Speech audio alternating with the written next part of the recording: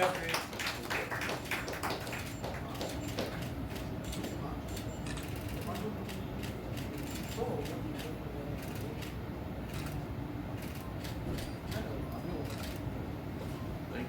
World Cup. Take the mic. It reads, the victory in the 2025 World Cup didn't happen overnight. It was the culmination of years of tireless effort. The efforts of generations of cricketers who refused to give up and those who built on their legacy finally bore fruit, and hopefully this marks the beginning of a new dawn in women's cricket in India.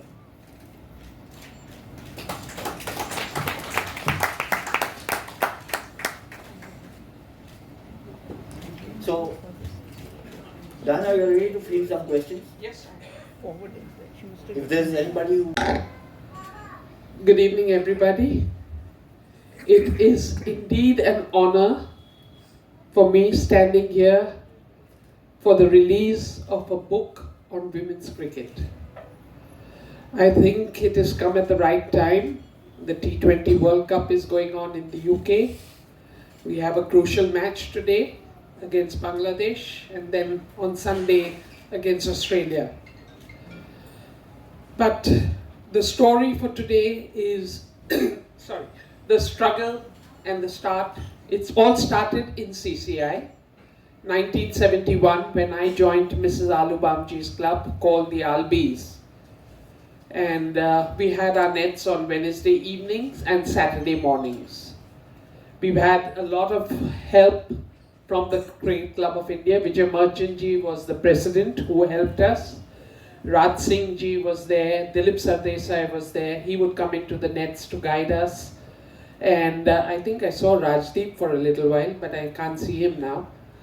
But they were all there to support us. We had Nirlons, we had Sungrace nets alongside us. And I used to try and avoid bowling in the women nets because it was getting too easy for me. And I would run away and bowl in the men's net and pick up my game. As said before, that 1974, first West Indies team that came here to play before in Wankhede, Clive Lloyd and all were here. They were practicing at CCI and I came to bowl to them. And I requested Clive Lloyd that please let me bowl to you and play me according to my merit. So initially he was just playing the ball back to me and all. I wasn't happy. I said, no, Clive, this is not the way you play. So he said, you really want, you'll be upset. I said, no problem. The next ball went out of the ground. So that was Clive Lloyd's power, and that put me on the right track to improve my game. It brought me back to level, which I found very easy in the women's side. But that was the beginning. It all started in a railway colony, as the Shyamji said, that men used to go into the gullies to play. I was staying in a railway colony in Badwa Park in Colaba. And every Saturday, Sunday, it used to be tennis ball cricket, 10 boys and 1 girl.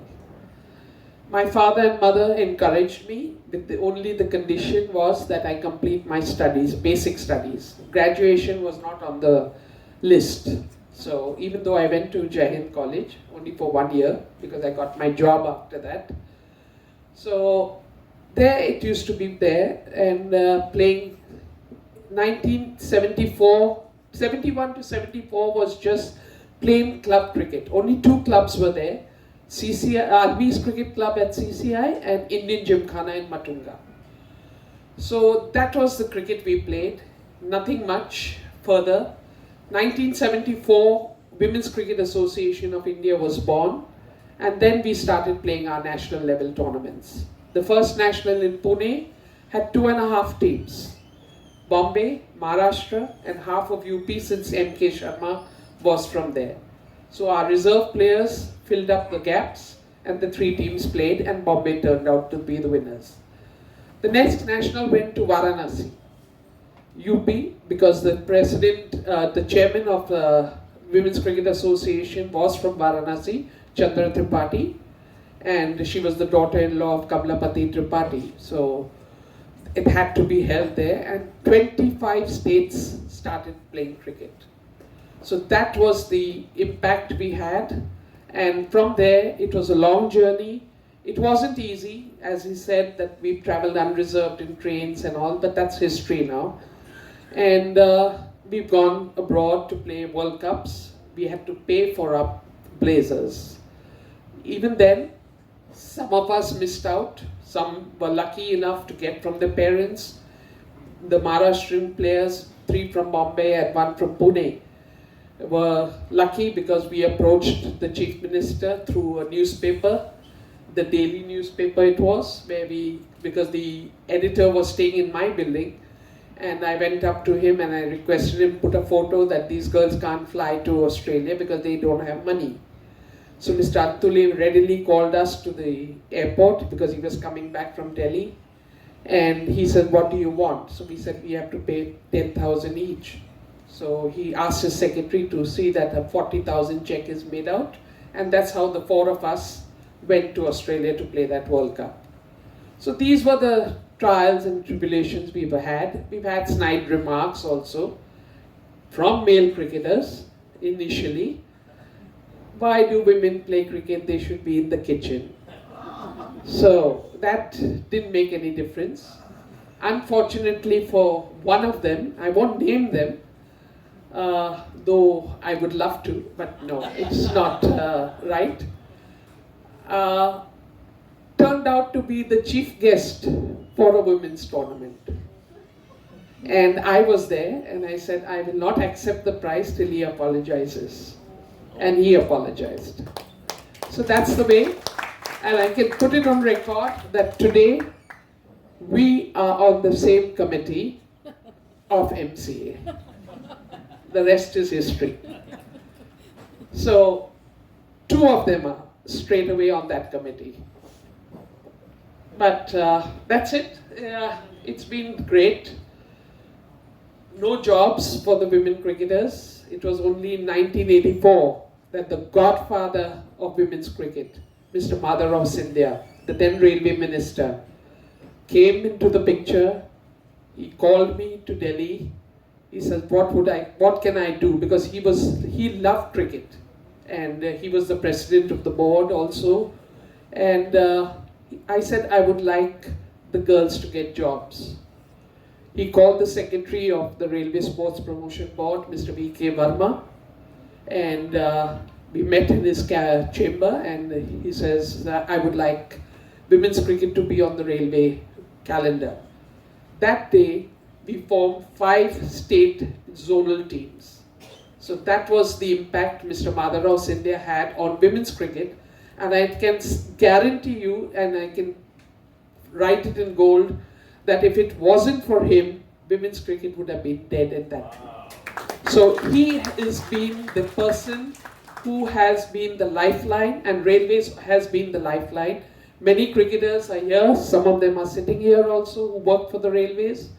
But I think over thousands of women cricketers have got jobs.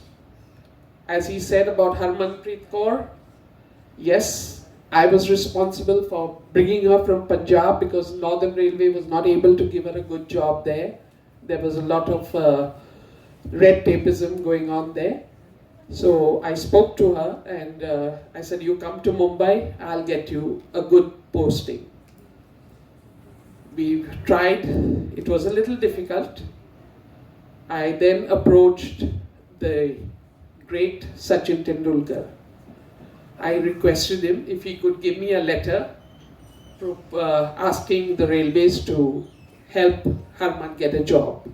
He immediately agreed, and I sent that letter to Railway Board with Harman's application. To my surprise, the Railways rejected that letter. So you can imagine, I picked up the phone. I knew the chairman of Railway Board, Mr. Arvind Kumar, at that time, because we worked together in Western Railway. And I said, the god of cricket, the Bharat Ratna, the best cricketer we've had, if you say no to him, who will you say yes to? Let me know or close shop. So he said, no, cool down, because he knew how I was, a hot-headed person. And he said, no, you come to Delhi on Monday and we will sort it out. I went to Delhi on Monday and took the application. Along with her application, I put 5 more international wrestlers, weightlifters and all also. So I went and met him and he put me on to the president and he said, this has to be done. He said, no, I'm sorry, I was told only for Harmanpreet. I said, no, sorry, I'm taking it back because people will then say that I only came for cricket. So he's had to do it and 6 more applications were approved on that day. So that is my journey. I've been, as I call a spade, and many times I get into trouble, but so be it, and that's why I'm in Mumbai and not in London, yes? So you can understand that. But it's been a good journey. I don't want to bore you all too much. It is this book. Aditya has been after my life actually. Give me this, give me that. We spoke for hours together. And another thing he's been after me is, after hearing all my stories and all that I want to do an autobiography for you. I said, no, I'm sorry, I'm not giving you any more details because I don't want to be hauled up in the courts. Because once I start, I will not be able to control myself, and women cricket never earned so much money. I don't have the lawyers and all to fight my cases. But to cut it short about this book, it's been a great book. I've gone through it a little bit. I can just read a little bit of it. For too long, the story of cricket in India has been told mainly through achievements of men.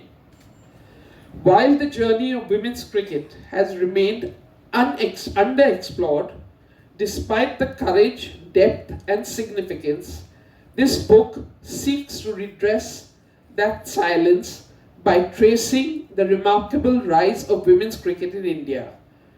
From its little-known beginnings in the colonial era, exhibition matches, to its emergence as a serious sporting movement in the 70s, and finally to its present stature on the world stage. I think this is aptly put, and that's how we have been what we are. This year is the 50th year of my playing the first test match, and I'm glad that in 50 years I could see the Indian women's cricket team lift the World Cup, ODI World Cup at the D.Y. Patil Stadium in November. My role, I want to little how women's cricket took a turn also. BCCI, yes, when we joined BCCI, it was there. Slowly and steadily we picked up. But the actual turn came in 2017, when I was nominated by the Supreme Court on the Committee of Administrators. I was the only player from the male side or the female side to be on that committee. It was very difficult to be in that boardroom because they were all men and who never thought of women's cricket very seriously. There were people who said, why should we waste our revenue which we are earning on women's cricket? So in 2017, when the team went to England for the World Cup, 50 over World Cup it was, I told the girls, I said, if you want me to do something for you all, please see to it that the performance comes out. They reached the finals at Lord's. It was a full house. Semi-finals. After we won and entered the finals, we had a board meeting in Delhi, and Mr. C.K. Khanna, Anirudh Chaudhary, all were there. And I told Mr. Vinod Rai, who was the chairman, I said, I would like to announce a cash award for the girls. So he said, yeah, okay. And I said 50 lakhs for each girl. So Mr. C.K. Khanna immediately popped up and said, it is not possible. How can you give 50 lakhs for entering a final? What if they win the final? I said, I will double it. It's as simple as that. He said, no, we've never given the men cricketers. I said, forget the men cricketers now. Let's try and support the women cricketers. Professor Shetty was already in London. I quickly rang him up and I told him, please announce it there and see to it that it is regularized. So the girls were very happy. Unfortunately, we missed out on that. And that defeat was the turning point of women's cricket to be really a thing that was accepted by all, that yes, women's cricket has come to stay in this country. Imagine the Prime Minister, the photo is there of his. This is 2017 at his place after the World Cup. He called us for a cup of tea. And he said, you may have lost, but for us, you all are winners, because no women's team has got any such popularity and this thing. The Lord's ground being full, absolutely chock-a-block, and with everybody in this country as well as Far East and Australia, I know I got calls that the bars were running overtime, watching that game live. Unfortunately, we missed out, we panicked, 8 runs, but I'm glad it didn't happen then. We could move forward, and then 2025 is another story completely. And hopefully 2026 also will be another red letter day for us. Let's hope for the best. Good luck and congratulations to Aditya. And thank you, Mr. Shampatia. I definitely will come to Dubai to see the museum. Thank you. At your invitation. Just as a, to kind of take forward. Please be okay, everyone, fine.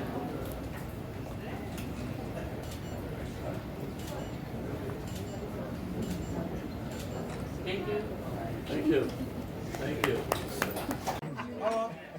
Always. I hope you haven't met Nadeem one sir को many- side में रखिए उनका बड़ा मिलना चाहिए ना उसको story आएगा नहीं फाइनल करेगा मनी का फोटो डाल आइए आइए हमारी मैडम जाएंगे दिल के एकदम खास मैडम